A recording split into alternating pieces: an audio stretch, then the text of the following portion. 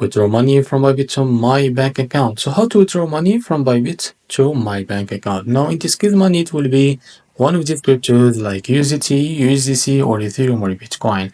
So first of all, what you need to do, we need to select the option P2P trading. So after that, tap on it.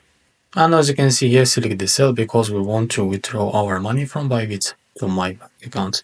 Now after that, what you need to do, just select one of these providers, for example, the first one, and tap on sell. And as you can see here, tap the amount that you want to withdraw to your bank account, and here set or select the add a payment method. Now tap on it. From the payment method, tap on it, and now select your bank that you want to withdraw money to. For example, the PayPal or REFERRAL, as you can see.